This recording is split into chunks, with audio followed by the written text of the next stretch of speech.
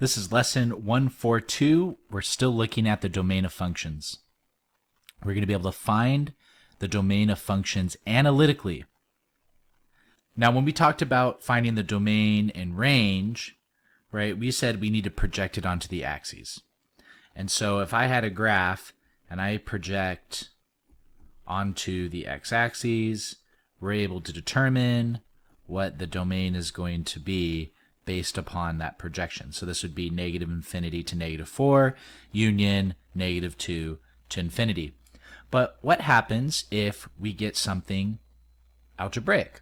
Like, just to highlight this next problem, there's no graph. So what do we do? So there's actually a way for us to be able to find this algebraically.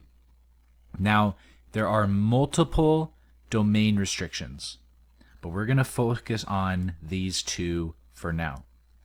And the first is, in a rational function, you can't divide by 0.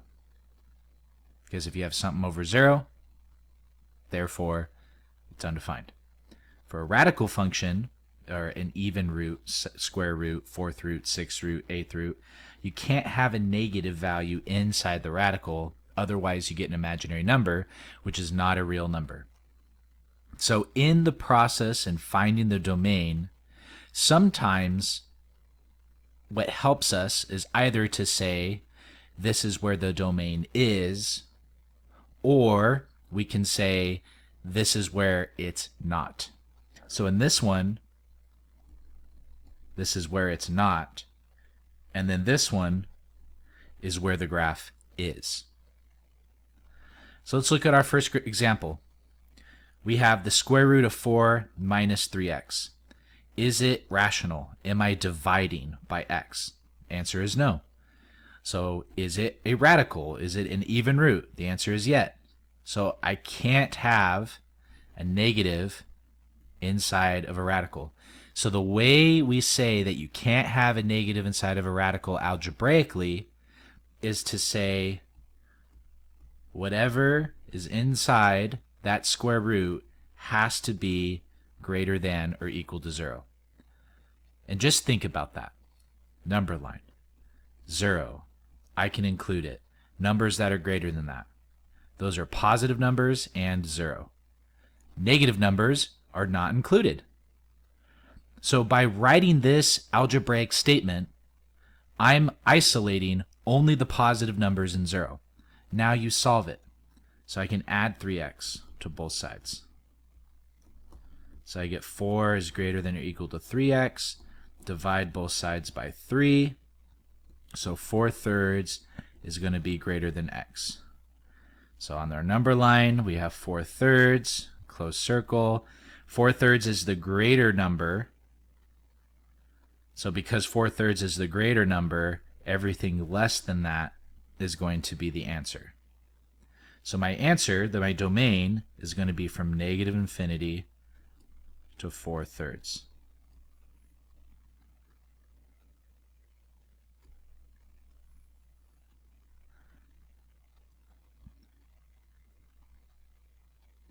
The next one, I have the fifth root of 4 minus 3x. Is it a rational function? No, I'm not dividing by x. Is it an even root radical function? No. So therefore, there are no restrictions. So if there are no restrictions, your domain is automatically negative infinity to positive infinity. So look at this last one.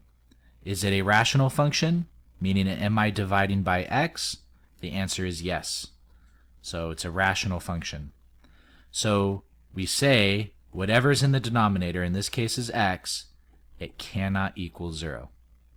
Then you just solve for it. You get x by itself. Well, x is now by itself.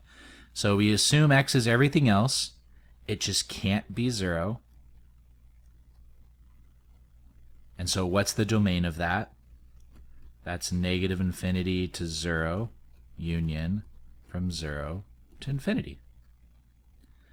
So to conclude, what did we learn today? We talked about how to find the domain of a function analytically. And so what are some of the common domain restrictions for functions? We have the rational, which means there's an x in the denominator somehow. And what you do is you set the denominator to where it can't equal 0. And then you have a square root, or an even, so this number here has to be even. So an even root, you set the inside greater than or equal to 0. This does conclude our lesson. If you have any other questions, please leave them in the comments.